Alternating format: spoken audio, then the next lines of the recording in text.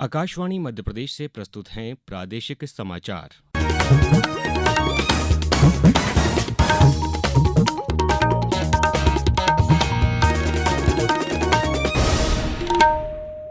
नमस्कार, समाचारों के साथ मैं अभिषेक कटियार। सबसे पहले इस बुलेटिन के मुख्य समाचार। प्रयागराज महाकुंभ में मकर संक्रांति के अवसर पर प्रथम अमृत स्नान जारी। मुख्यमंत्री ने कहा, सरकार प्रदेश के धार्मिक नगरों में शराबबंदी लागू करने पर कर रही है विचार।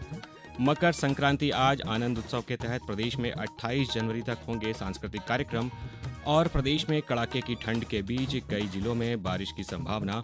भोपाल, विदिशा में छाया कोहरा। अब समाचार विस्तार से। उत्तर प्रदेश के प्रयागराज में विश्व के सबसे बड़े आध्यात्मिक और सांस्कृतिक समागम महाकुंभ में आज मकर संक्रांति के पावन अवसर पर प्रथम अमृत स्नान जारी है। ढोल नगाड़ों और हर हर गंगे के उद्घोष के साथ विभिन्न अखाड़ों के संत और महंत व श्रद्धालु इस दिव्य और महाकुंभ में पहुंच रहे हैं। कल पौष पूर्णिमा के अवसर पर 1,50,00,000 से अधिक श्रद्धालुओं ने डुबकी लगाई। अमृत स्नान करने पहुंचे श्री पंचायत अखाड़ा महानिर्वाणी के स्वामी परमात्मानंद महाराज ने बताया कि इस बार शाही स्नान का नाम बदलकर अमृत स्नान कर दिया गया है।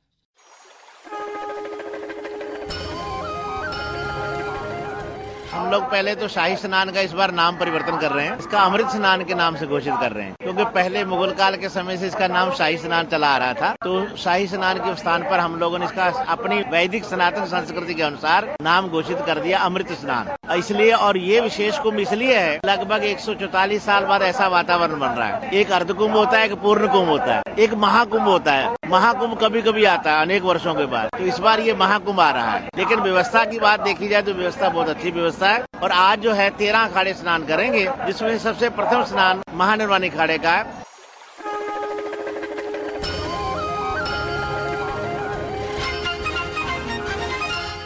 प्रदेश सरकार धार्मिक नगरों में शराबबंदी लागू करने पर विचार कर रही है। ये जानकारी मुख्यमंत्री डॉक्टर मोहन यादव ने एक वीडियो संदेश में दी। मुख्यमंत्री डॉक्टर मोहन यादव ने कहा कि राज्य सरकार शराब नीति में सुधार कर इस नीति को लागू करने पर विचार कर रही है। हमारी सरकार विचार कर रही है कि हमारे धार्मिक नगरों पर हम अपनी नीति में संशोधन करें और धार्मिक नगरों से शराब की बंदी की तरफ बढ़े। कई साधु संतों ने, कई लोगों ने सुझाव दिए। हमारी सरकार गंभीरता से विचार कर रही है। उन्होंने कहा कि धार्मिक नगरों का वातावरण प्रभावित होने संबंधी शिकायतें प्राप्त होती रहती हैं। सरकार का प्रयास है कि इन नगरों की पवित्रता अक्षुण्ण रहे। मुख्यमंत्री ने आगे बताया कि राज्य सरकार जल्द ही निर्णय लेकर इस दिशा में ठोस कदम उठाएगी। संजीव शर्मा, आकाशवाणी समाचार, भोपाल। प्रधानमंत्री नरेंद्र मोदी आज नई दिल्ली में भारत मंडपम में भारतीय मौसम विज्ञान विभाग के 150वें स्थापना दिवस के अवसर पर मिशन मौसम का शुभारंभ करेंगे। इसका लक्ष्य देश को प्रत्येक मौसम और जलवायु का सामना करने के लिए स्मार्ट राष्ट्र बनाना है। इस अवसर पर वे उपस्थित जनसमूह को संबोधित भी करेंगे। मुख्यमंत्री डॉक्टर मोहन यादव ने कल रीवा एयरपोर्ट से वीडियो कॉन्फ्रेंसिंग के माध्यम से शहडोल संभाग के उद्योगपतियों से संवाद किया। शहडोल में 16 जनवरी को आयोजित हो रही रीजनल इन्वेस्टर मीट के संबंध में चर्चा करते हुए मुख्यमंत्री ने कहा कि प्रदेश में औद्योगिक विकास के लिए बड़ी संख्या में निवेश के प्रस्ताव मिले हैं। अब तक 3,75,000 करोड़ से अधिक के प्रस्ताव मिल चुके हैं, जिसमें लगभग 84,000 रोजगार के सृजन की संभावना है। उन्होंने बताया कि शहडोल संभाग में अब तक 20,000 करोड़ के प्रस्ताव मिले हैं। कल होने वाली यूजीसी नेट दिसंबर 2024 की परीक्षा स्थगित कर दी गई है। नई तिथि की घोषणा बाद में की जाएगी। राष्ट्रीय परीक्षा एजेंसी ने एक वक्तव्य में कहा कि 15 जनवरी को पोंगल, मकर संक्रांति और अन्य त्यौहार होने के कारण यूजीसी नेट परीक्षा स्थगित करने के लिए अभ्यावेदन प्राप्त हुए हैं। एजेंसी ने कहा कि 16 जनवरी को होने वाली परीक्षा तय कार्यक्रम के अनुसार ही होगी। अब समाचारों में वक्त है एक ब्रेक का। ये समाचार आप आकाशवाणी मध्य प्रदेश से सुन रहे हैं। ये समाचार बुलेटिन YouTube पर Madhya Pradesh news All India Radio channel पर और Facebook के साथ ही X प्लेटफॉर्म पर AIR न्यूज भोपाल पेज पर सुने जा सकते हैं। इसके अलावा आप हमारी वेबसाइट newsonair.gov.in पर या न्यूज ऑन AIR ऐप पर भी समाचार सुन सकते हैं।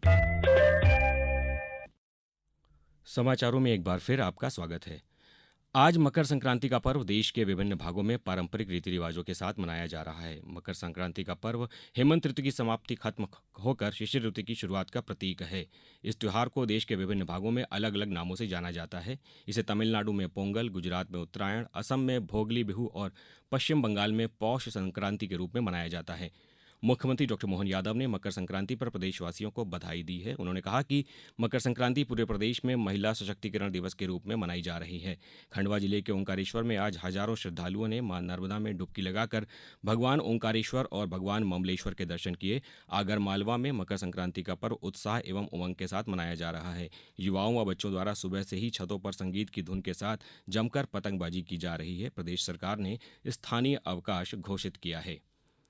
राज्य आनंद संस्थान आनंद विभाग के निर्देशन में इंदौर जिला प्रशासन द्वारा आज से 28 जनवरी तक जिले के ग्रामीण एवं नगरीय क्षेत्रों में आनंदोत्सव मनाया जाएगा। उत्सव में नागरिकों में सहभागिता एवं उत्साह को बढ़ाने के लिए समूह स्तर पर खेलकूद और सांस्कृतिक कार्यक्रम आयोजित किए जाएंगे। आनंद उत्सव की मूल भावना प्रतिस्पर्धा नहीं वरन सहभागिता होगी।